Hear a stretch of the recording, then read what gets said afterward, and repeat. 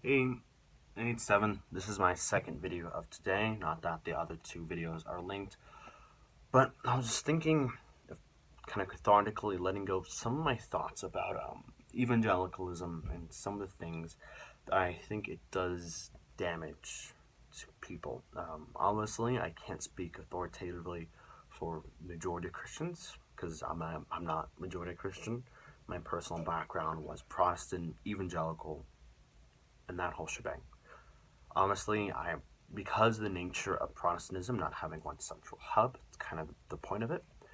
And the nature of evangelicalism, what does that even mean nowadays? I can't speak authoritatively for everything, but I'll tell you what I did notice, especially in America. American evangelicalism, Protestantism.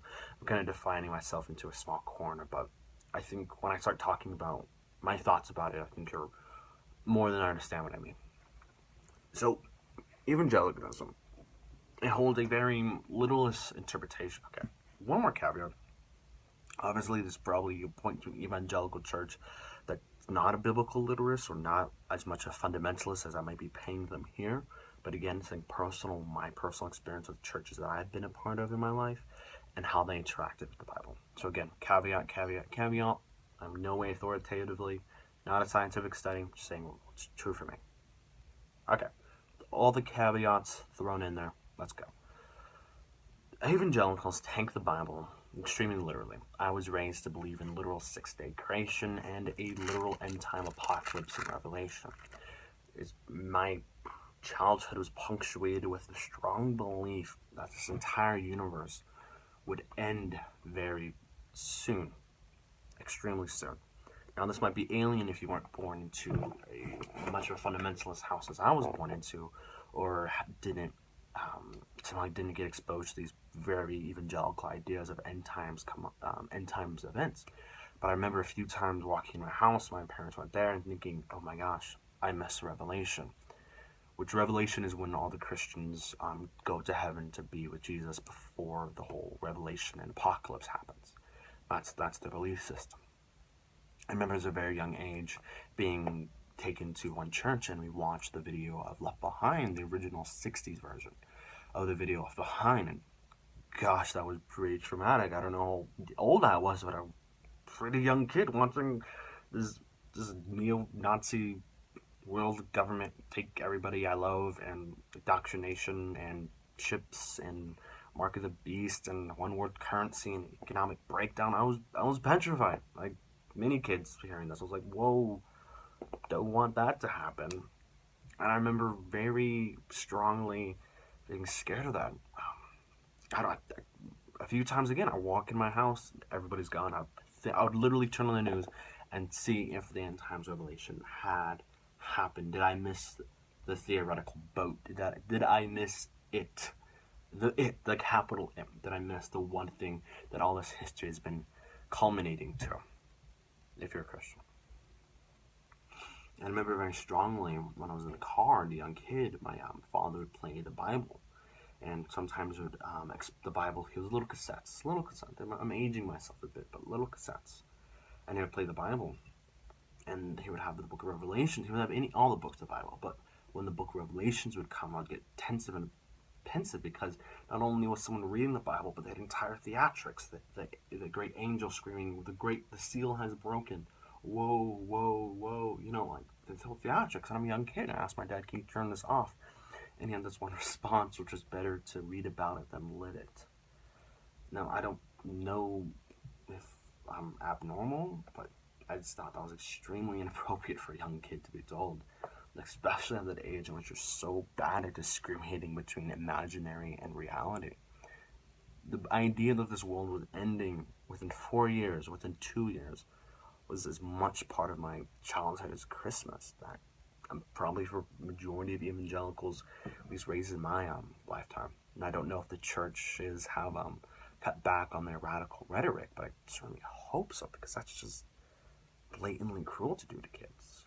And even my church, Calvary Chapel, I don't say where, but you could probably figure it out. It's in my location earlier video. They have an end time prophecy every New Year saying how close we are to the end times. The Temple Mount, Israel, Islamic invasion, all this stuff. it's still a part of the church. And there's a few reasons I find that really disturbing. One, I mentioned young kids being exposed to the apocalypse and told it's going to happen within their lifetime, if not tomorrow. That's just cruel. It's just downright mean. Second, it's blatantly false. They say it's because we're living the worst times ever. It's probably because the gays can marry. They're just saying. Two, it's saying demonstrably we're living the worst times ever. That's what it's trying to say. It's saying everything, morals are gone, the world's spinning out of control, dogs with cats, total moral anarchy and panic, right? Except, no. Crime rate in the United States, obviously can't talk in a global sphere, but crime rate in the United States, as Freakonomics has said, has gone down since the 90s. Remember when Hillary Clinton was talking about the super predator? Well, the super predator never happened. Crime rate has gone down in the 90s. Children's starvation has gone down since the Bible. And then the book of Revelations was written. Things are getting better. We have vaccines for diseases. Military conflicts have gone down. I'm saying, what, Tevin? Military conflicts have not gone down: Vietnam, Iraq, and Afghanistan. But if you count it from a historical point of view in World War II, if you count from a historical point of view, when conflicts were constantly happening, the Byzantine Empire, I think Sassanid Empire, I think these empires, it would constantly happen. But now the adaptation of the nation state and United Nations and democracy, conflicts between countries have gone down substantially. To the fact we're living in an age of peace, believe it or not, and just the big outliers are the ones that make the news. All the enemies in wars are for non-nation actors besides Crimea. Obviously, Crimea was a big outlier, but think about it. We're fighting Al-Qaeda and ISIS. Those are not nations, even though how much ISIS wants to pretend to be. Idea of international global conflict have gone down of the advent of the nation state. So just objectively, things are getting better. In fact, we're living longer than ever before. That's what I want to stress. These people are saying we're living in the worst possible world. Everything's gone. Woe is us. The world's about to end. But literally living in the best time in human history to ever exist, especially if you're in a Western nation, especially if you speak English, and especially if you're American or Western European. Pretty good time to be you, honestly. Longest life expectancy, infant mortality down. And yes, can we improve on many key factors? Yes. But are we anywhere close to the apocalypse that's spoken in the book of Revelation, that these people spout day in and day out and put this petrifying fear into children? No. We're nowhere close to that. And I just find that as a moral evil and just mean-heartedness to tell these young children and tell even grown adults that their world's about to end soon, that the time is coming near, beloved, as they would say. Keep a sign, watch over the signs of the times. Books, the entire Left Behind series. That's just cruel and mean to do to people and take advantage of people like that. Yes, they do have the best intentions. Yes, most of these people do believe it. But I don't think that takes away from the moral culpability of lying to people and telling them that the world's about to end, and objectively they should be enjoying it. Objectively, you're taking away some of the happiness in life that they have a right to. I don't know. I'm kind of getting heated about this video. I'm kind of going on, but I just find it as a moral evil to do that, and just cruel and small-minded, and just mean.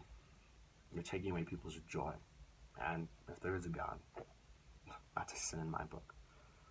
Everybody, take it easy. Go have some fun.